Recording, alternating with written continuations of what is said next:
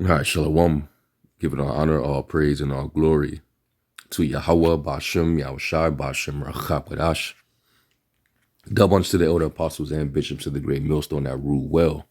And as always, peace, blessings, and salutations unto the hopeful elect tabernacle of David scattered abroad across the four winds of the earth.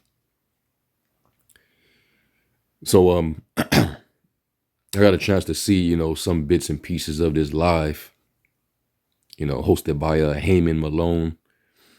And he has Ron Dalton. I guess he's he's servicing and making his way around different platforms, to spread more of his his doctrine, or what he believe is the truth according to the scriptures. And he comes across as scholastical. He did his research.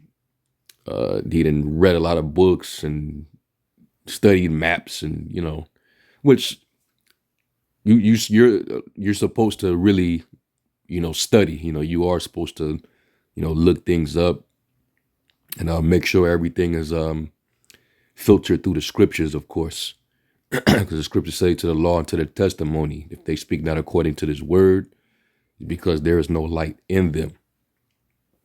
So everything got to coincide with what the scriptures actually say. So, he gives his assessment and conclusion on certain matters and, different things of that sort. And, we know it's a reason why vocab, hosted this and, had him come on his platform. Pretty much anybody that has a pet peeve, anybody that have an issue with the Hebrew Israelites, he's going to definitely allow you to come on his platform and, give your grievance and state whatever issues you have with the ideology or the teachings of the so-called Black Hebrew Israelites. All right, even if he doesn't even if he doesn't agree with you per se, if he doesn't believe what you believe, he'll still use his platform to host any opposition to the Hebrew Israelites. That's how desperate vocab actually is. All right, he'll bring a black conscious dude to come against the Hebrew Israelites on his platform. He'll bring, of course, other Christians.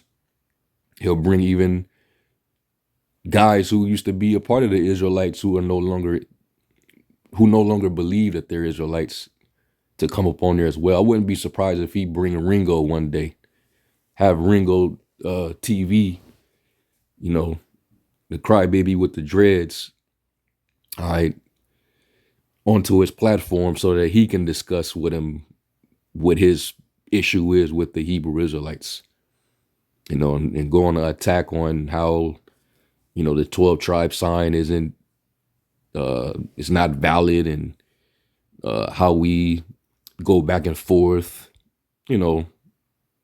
whatever the case may be, and be prepared, all right, to be blamed, when it's all said and done, when all hell breaks loose and Esau starts coming down, Jacob's already crying now, all right?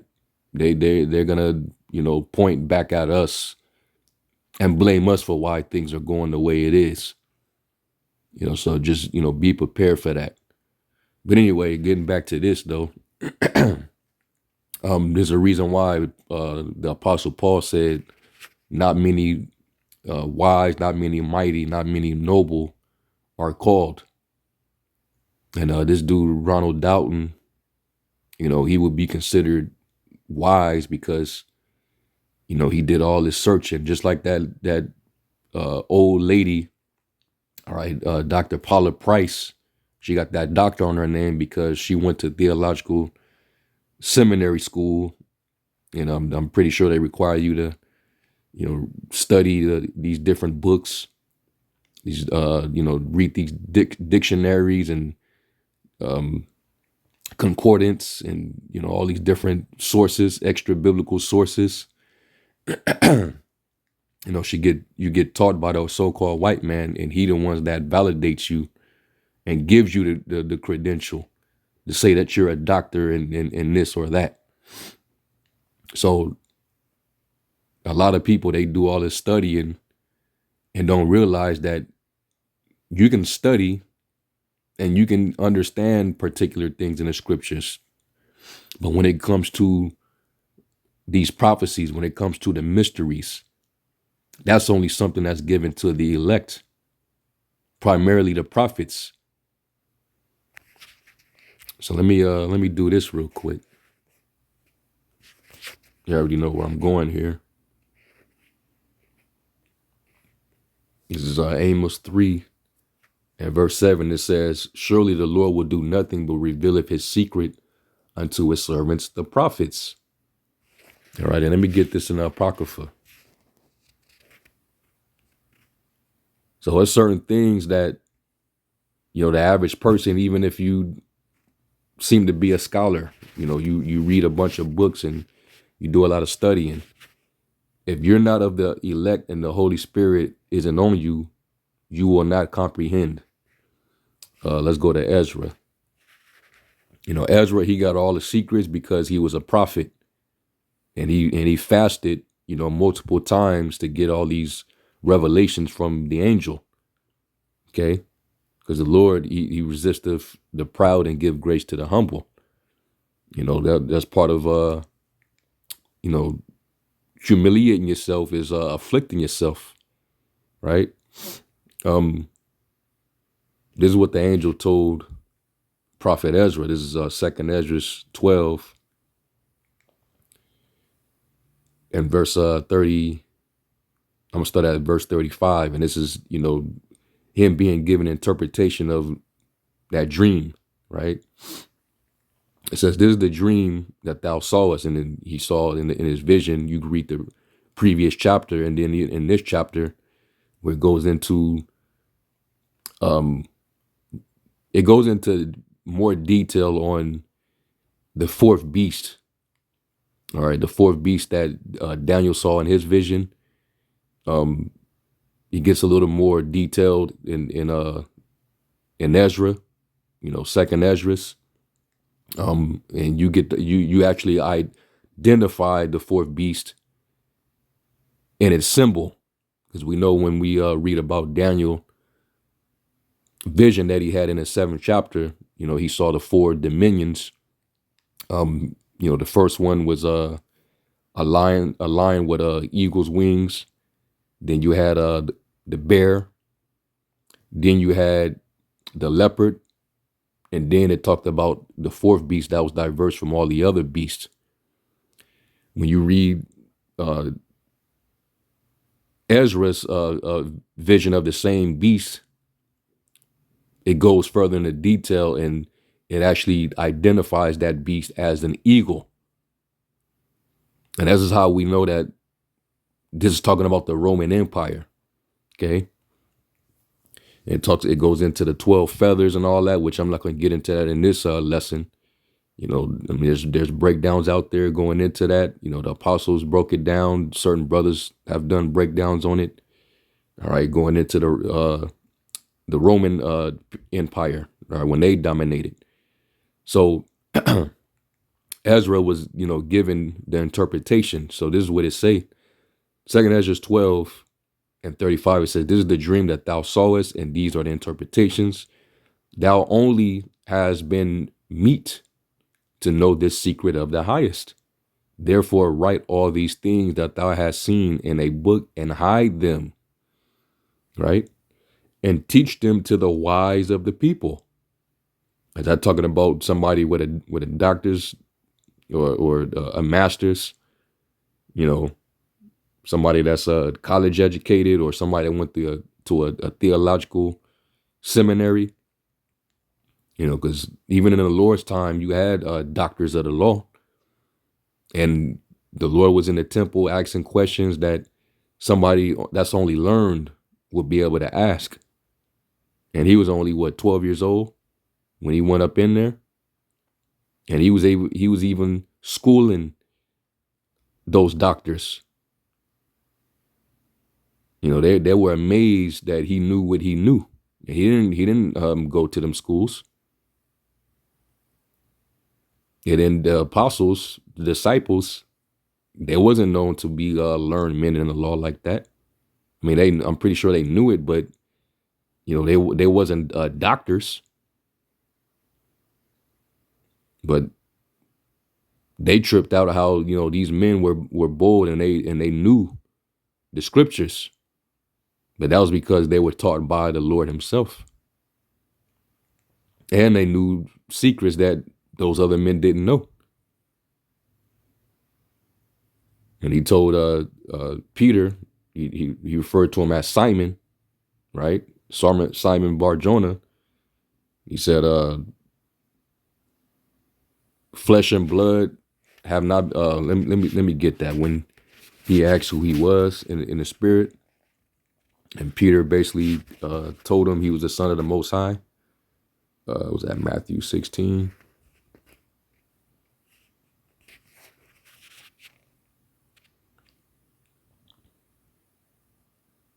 Yeah, Matthew 16 and 15. It says, he said unto them, but whom say ye that I am?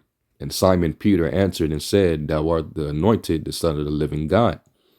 And Yahushua answered and said unto him, Blessed art thou, Simon Bar-Jonah, for flesh and blood have not received it unto thee, but my Father which is in heaven. So, you have, secrets and mysteries and wisdom that cometh down from heaven. That's not shown to everybody. So even when the disciples went out and taught, there were certain things that they understood, that they knew, because they had the intimacy with Yahushua, and they learned up under him. And Yahushua, when he went out and spoke, he spoke in parables. When crowds were around, but when he got around them, he spoke plainly. He made it plain to them. So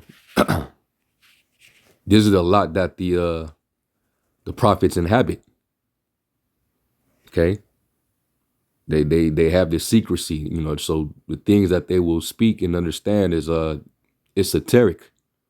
It's not meant for the whole public, the general public, to know and understand. All right, so verse 38 again, it says, and teach them to the wise of the people, whose hearts thou knowest may comprehend and keep these secrets. All right. And that's why when we go out there and we speak, or when we make these videos, we're not expecting everybody to agree with us or understand, what we're breaking down, because really only the elect are going to obtain it, and the rest of our nation, they will be blinded. Okay. Like this guy, Ron Dalton, he seems to be very knowledgeable, but he's not of the elect. So certain things he's not going to really comprehend or understand. All right. So anyway, getting into it. So they finna go into Japheth. I believe he was asked the question, who are the Edomites today? Who are the modern day Edomites?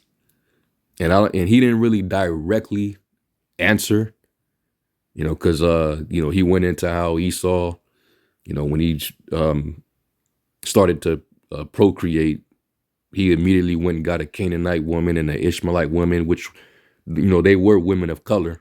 Right? We know that the Canaanites, they were Hamites, dark race of people. And then you had Ishmael. Ishmael, they also a dark race. And that's true. But that doesn't mean that the Lord couldn't have preserved, their appearance to be a certain way. Lack of melanin, when you, like a lot of Edomite men, they'll get with different nations of women, And that light complexion will still be there, but they might have some of the features from their mother. You know, let's say that individual comes out, lighter skin, but it got a little color to him. He goes and get with an Edomite female. That child, regardless of his color, is going to be an Edomite. It can come out even more lighter in complexion, or damn near, after 1 or 2 generations, to his original form of being translucent. But at the end of the day, even though a lot of nations has intermingled, throughout the course of time, and people can be mistaken for one a nationality when they can be of another nationality. We know ultimately to trust in the spirit and also to go by prophecy. We go by what the prophecies say. That's why I quoted Isaiah 8:20, to the law and to the testimony. We go by prophecy. The Lord said he spoke by the mouth of the prophets. All right. The law is like an oracle. Back in the ancient world, when the priest communicated with the Most High, they used the Urim and the Thummim. All right. And that was like, back then, that was your technology. Like we have the computer, the internet, the smartphone. They had that then. And, even when you had that time when we came back from the Babylonian captivity, and the records was destroyed or lost. So the priests, they had to figure out if they were of the registry, according to their genealogy. And if you couldn't prove through the genealogical records of the registry that you were a Levite, you got put away from the priesthood. So what did they have to use? They had to go to the Urim and the Thummim. See if I could find that.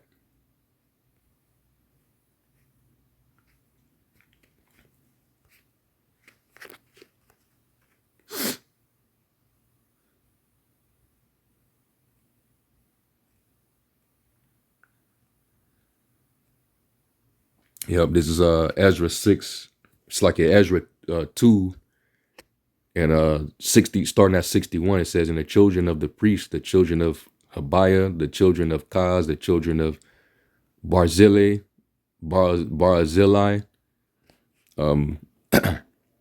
which took a wife of the daughters of Barzillai the Gileadite, and was called after their name. These sought their register among those that were reckoned by genealogy, but they were not found. Therefore were they as polluted, put from the priesthood," because they couldn't prove it. You have to be of the house of Aaron, all right, through your father, to uphold that position, all right. And the Tarshatha said unto them that they should not eat of the most holy things till there stood up a priest with the Urim and the Thummim. Okay.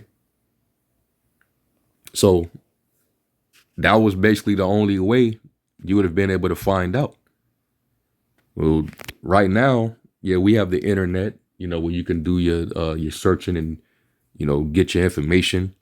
I mean, it says that in Daniel 12 that many shall run to and fro and knowledge shall be increased. So we do have that avenue, all right, to find out and search certain things.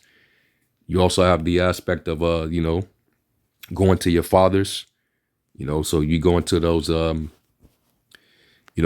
historical books where, men that were around, they gave they witness accounts on certain things. We sometimes go into the Josephus and, different books like that, to get, certain accounts, historical accounts.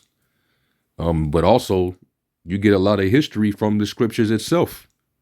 The Bible itself is a history book. Okay. And that's why when you read the scriptures, you got to understand the chronology. You got to understand the maps, of course, geography, the timelines. I study certain relevant kings and rulers. All right. And this is all centered around the history dealing with the Hebrew Israelites. So there's certain kingdoms that did exist that the Bible doesn't really speak about because it's not relevant to the story of Israel. Okay. And even speaking on Japheth, right? Japheth hasn't really been significantly relevant on a world stage since they've ruled at one point. All right, we go back to the vision in Daniel the 7th chapter. Let me grab that real quick, and then I want to go to another precept that I was going to get after that in Ezra. But it says in Daniel the 7th chapter, Daniel 7 and 12, it says, as concerning the rest of the beast, and he that's when he went into the fourth beast. They had their dominion taken away, yet their lives were prolonged for a season and time. So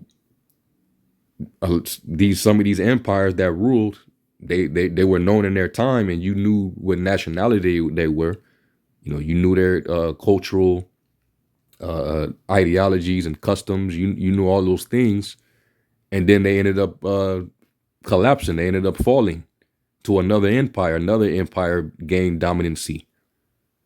Then we don't talk about that empire anymore. Now we're living in this dominion, under this empire, under this rule. So the people of Japheth, you really don't hear much about them in prophecy later down the line. You can read during this vision, all right, the interpretation when it goes into the bear, and that was the first time he would see the vision of the dominance of the Medo-Persians. All right, when you go up top, matter of fact, let me go to the NLT.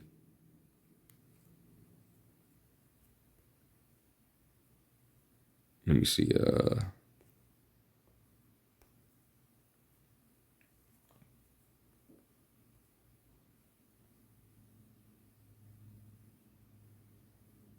Yep.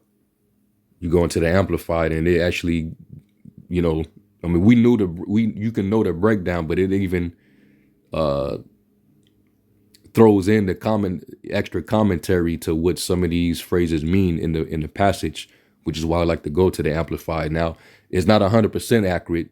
Sometimes it does go off, but you can actually use this from time to time, like the NLT. But you can see Daniel 7 and 5. It says, and behold, another beast, a second one, the Medo-Persian Empire, was like a bear, and it was raised up on one side, domain, and 3 ribs were in its mouth between its teeth, and it was told, arise, devour much meat. And I wonder if Ron Dalton can identify those 3 ribs, all right, in the mouth of its teeth. But this is the only time Japheth would have any significant relevancy when it comes to Bible prophecy, because we know that the Medes, they were of Japhetic nationality until it absorbed into the Achaemenid or the Persian Empire, which is ruled dominantly by Elam, the Elamites. Okay, so this is why we go by prophecy, to identify everything. And if you don't have the Spirit, you're not going to be able to comprehend. Let me go to the book of Sirach. Was it the 33rd chapter?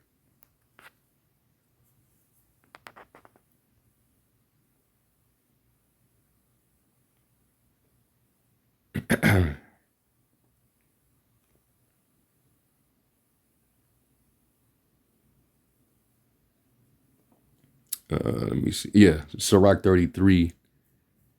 And I'll start at 2. It says, a wise man hateth not the law, but he that is a hypocrite therein is a ship in a storm. A man of understanding trusteth in the law, and the law is faithful unto him as an oracle. You see that?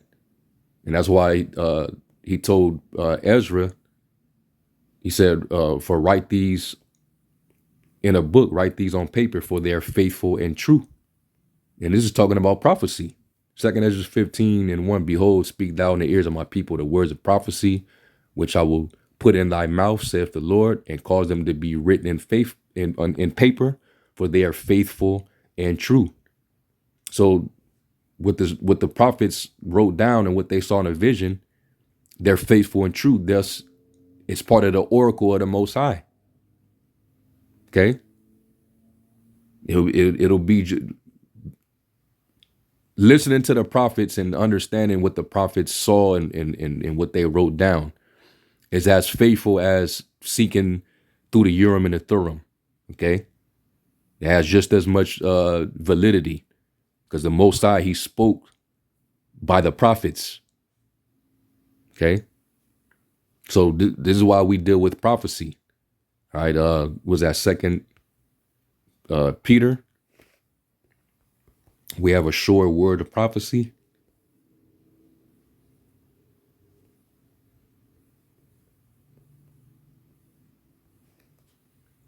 Oops, I meant to put 19. Second Peter 1:19, it says, we also have a more sure word of prophecy, whereunto ye do well that you take heed, as unto a light that shineth in a dark place, until the day dawn and the day star arise in your hearts, knowing first that no prophecy of the scripture is of any private interpretation, because it came directly from the Most High himself. It didn't come by, man's own imagination.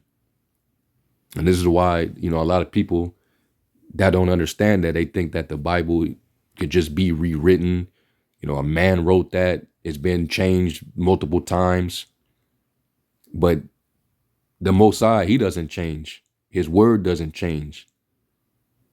All you could do is, manipulate the meaning and try to, twist it for your own benefit, for your agenda, but the truth doesn't change.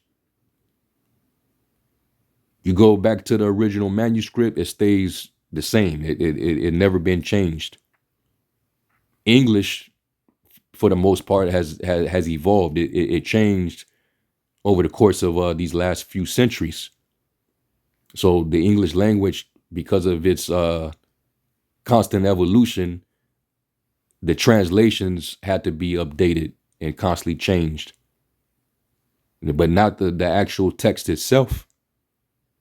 So when these people argue about how the Bible is invalid because it's been rewritten or man wrote it down and all that, Shakespeare wrote it, Nostradamus, and all type of ignorance, a lot of meme knowledge, you could just tell them the truth. All right.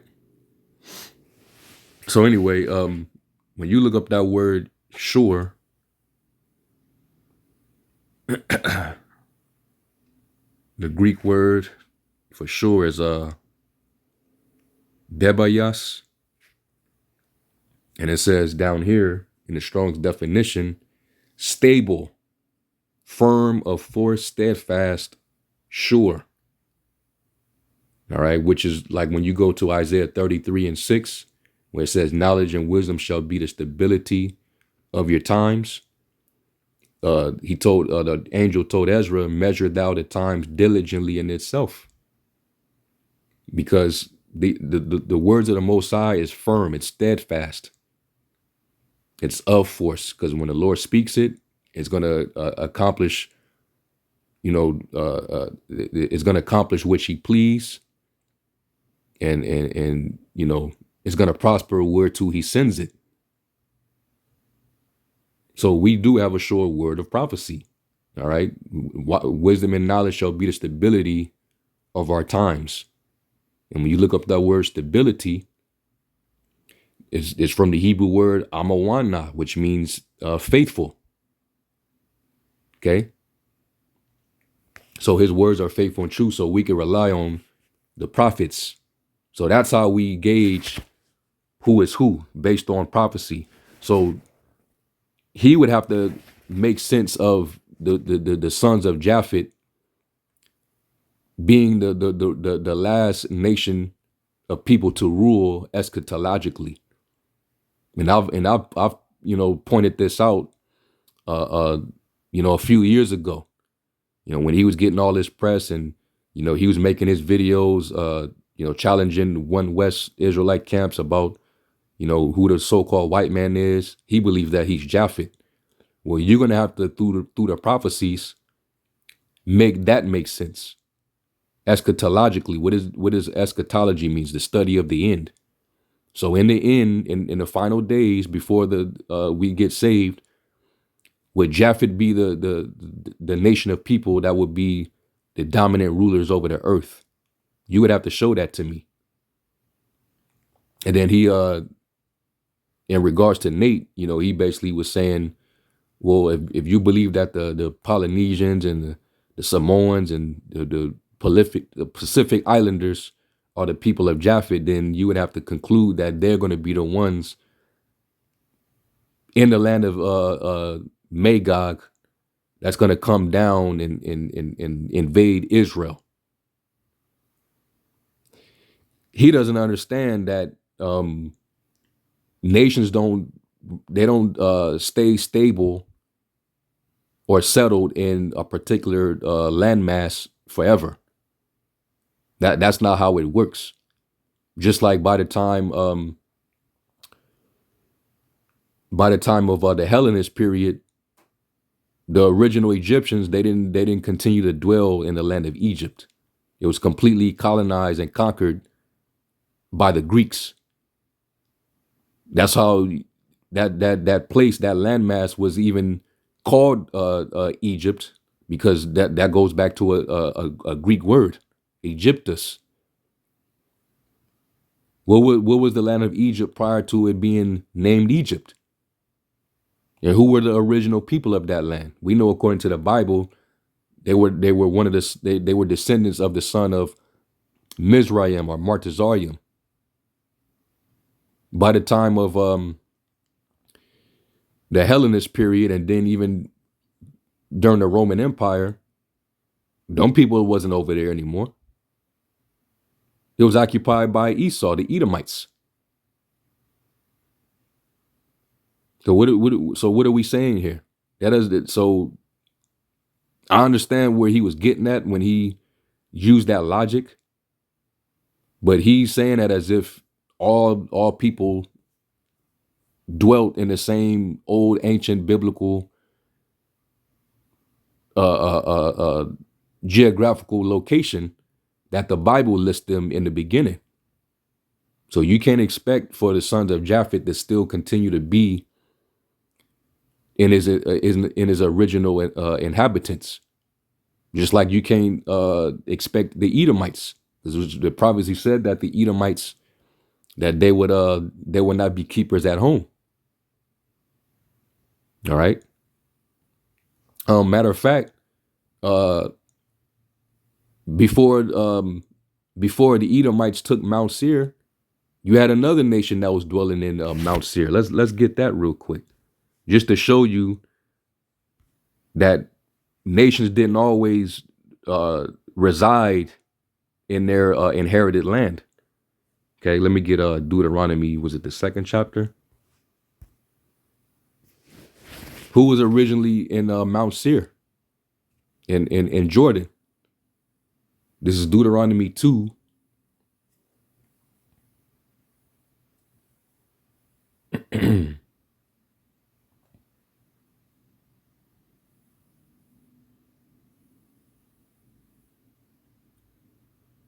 Let me see.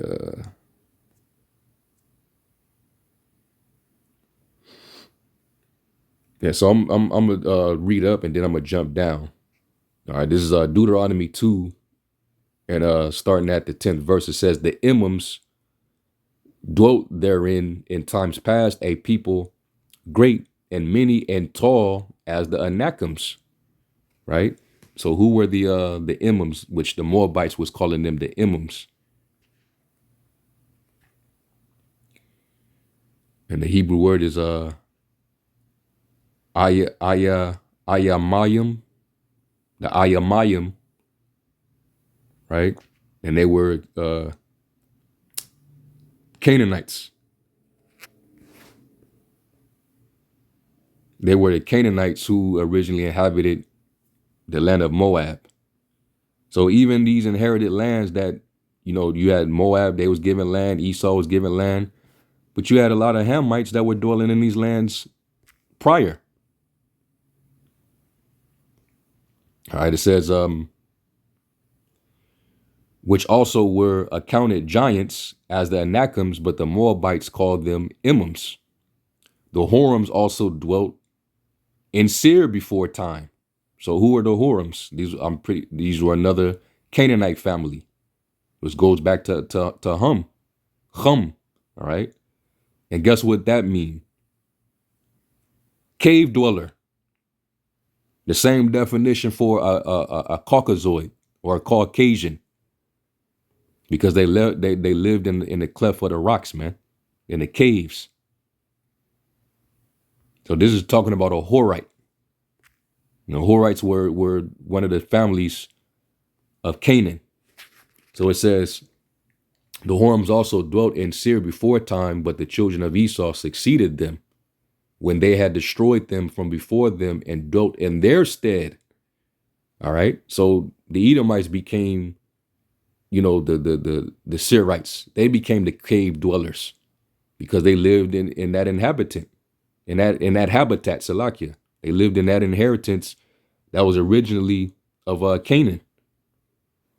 All right. It says, and dwelt in their stead. They colonized it as Israel did unto the land of his possession, dealing with the land of Canaan. All right. Palestine, which the Lord gave unto them. Let's jump down.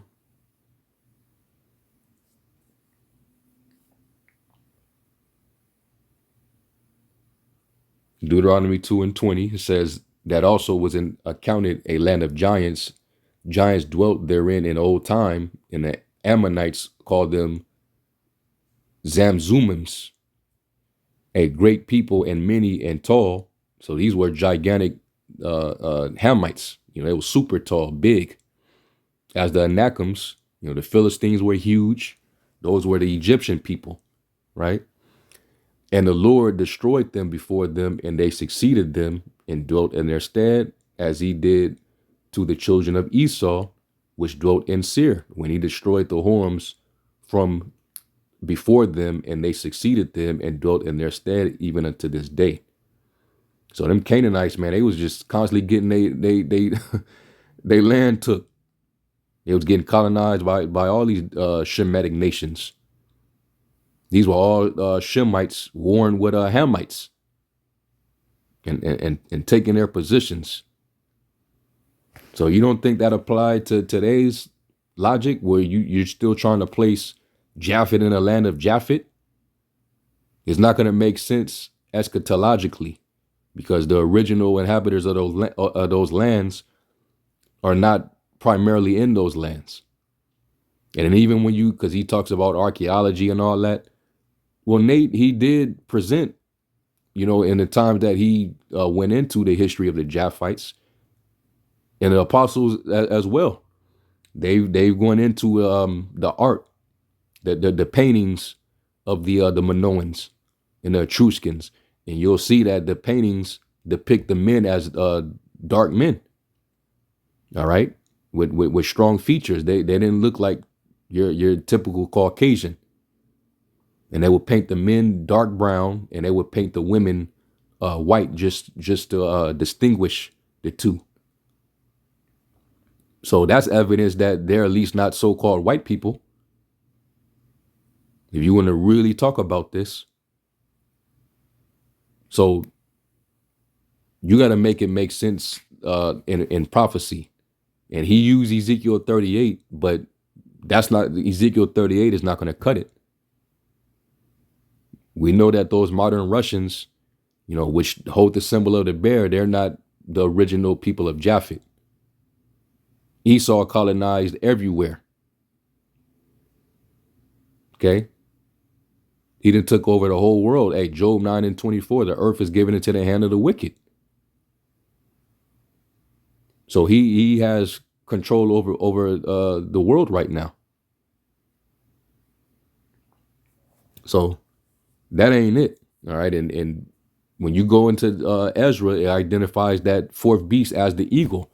What nation identifies or exalts themselves as the eagle?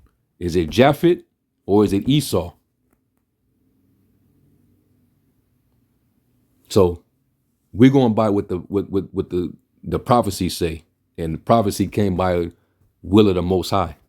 He spoke by the mouth of the prophets, and he was the one who multiplied those visions. All right. So that's what we go by. If you can't do that, then that's because the light is not in you. And we know vocab, this ain't for him any damn way. Okay. He's a joke. We can't even take him serious. We know he doesn't know. But since Ron Dalton, he because he ran Nate down, and that was a damn shame. Scripture say, righteous man studieth to answer. Ain't no way in hell I'm finna let this guy run me down. You got to be ready, man. Apt to teach. And you got to be ready to answer those questions, with seasoned with salt and grace. So anyway, I'm going to end off with that. I'm going to give all honor, praise, and glory to Yahweh Shem Yahushai. Until the next lesson, Shalom.